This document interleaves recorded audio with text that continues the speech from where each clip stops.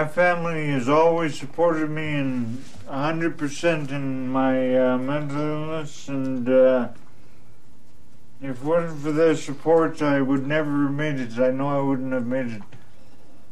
My sister and brother-in-law, who were at Simon Fraser when I went and started my master's, they were really supportive and actually helped me get into the master's program and convinced me I had enough oomph to go for it. The decision to go to SFU was a big challenge because it happened only a few months, or 9 months or so after my last hospitalization. And I needed women's community support and family support to make that decision and follow through on it. Left and then when I meet a little girl who promenade that ring, take a walk around and do when I get back home now. Well, when I get to this boy and then you do right there, but when you're done, all those heads. One of the biggest things that has really helped me is owning my own place, my own home.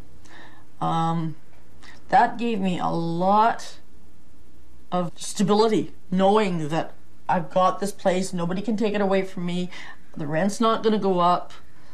And just the peace of mind knowing that we've got our own property, I think, made a big difference. And I've been in our own home now for just over 2 years. And it's been just over 2 years since I've been in the hospital.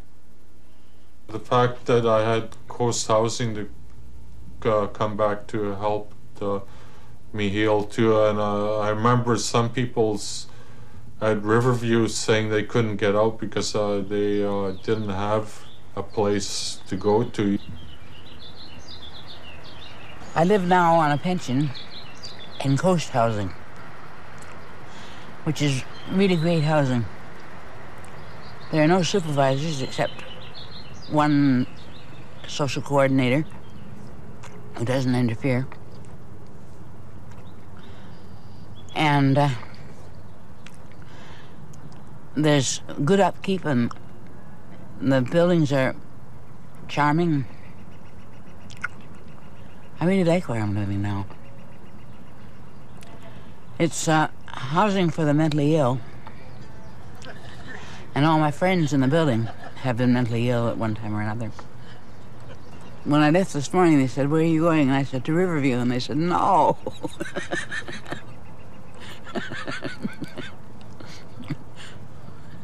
Unfortunately, Coast Housing has a waiting list years long, and it is not the only kind of housing we need. A group of mental health consumers are planning a safe house where people in trouble can go.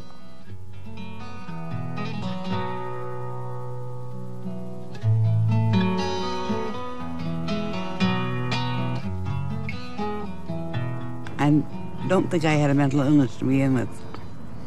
I think the treatments that they gave me were sufficient to cause mental illness in anyone. Well, they diagnosed me as schizophrenic at that time, but they didn't know any better, and then I had the doctor the second time I was around, and he diagnosed me as manically depressive.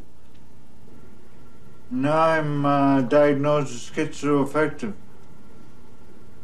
So I've had a amalgam of diagnoses. What happens to me is what I have been taught to call schizophrenia. Certainly I believe that I can achieve a psychotic state. And I think that what causes that is both genetic and stress-related. I think that you need the stress trigger for the psychosis to happen. And some people never recover from the psychosis or the stress trigger. Some people are medicated and recover, like me. And some people recover without medication. I'm classified as a paranoid chronoschizophrenic, whatever the term is. I'm schizophrenic with paranoia tendencies. For many years I was misdiagnosed. I was put on as borderline personality, manic depressive, and then finally schizoaffective disorder, and then ended up with schizophrenia. A doctor diagnosed me with something called CPS, which is complex partial seizure disorder. And he told me that no, all of the labels I had been given, schizophrenia, that I was psychotic, that I was this, I was that, everyone had been totally wrong. And that started another long nightmare with doctors. And he said that I had to put everything I owned, either sell it, give it away, get rid of my pets, because I was no longer capable of looking after myself. I had to be institutionalized for the rest of my life. And at that point I was taking something like 42, 43 pills a day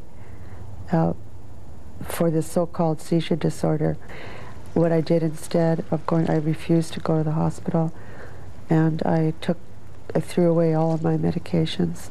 I barricaded my door, and I stayed in my apartment probably for about 2 months, really feeling like I would die. Most of the time I was just so sick, but I didn't. And since then I've never ever gone back for any kind of mental health care. And I never had any seizures either after that. Once the pills were out of my system, out of my body, I never had another symptom.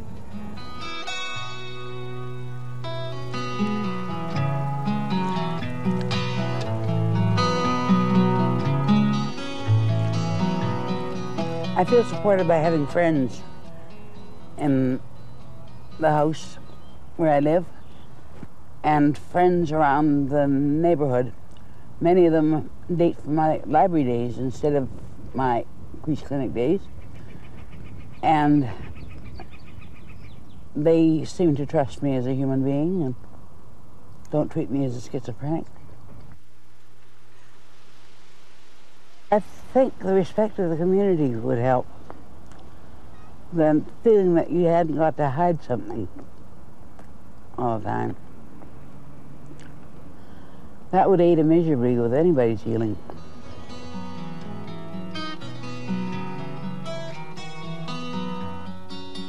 I think what has kept me from being hospitalized lately is that I have taken my medication faithfully, for one thing. I have more interest now than I had when I was first hospitalized. I have more friends. I feel more secure in my relationship with people.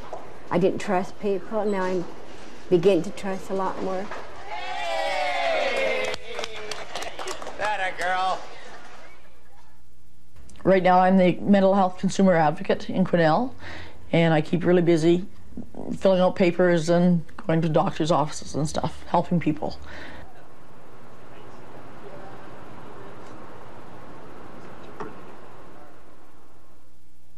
My current employment is here at Riverview Hospital as one of 2 coordinators of patient relations, which means that I do a lot of the complaints processing, complaints from patients, family members, or other citizens. And I also do the administrative work around implementing the Patient Charter of Rights. To do meaningful work is something I wanted all my life long. And since I got the master's degree, I have been able to do that. I think I wanted to do this video at the moment because the mental health service, which has been improving, could always slip back to the cruel ways that I knew when I first encountered it.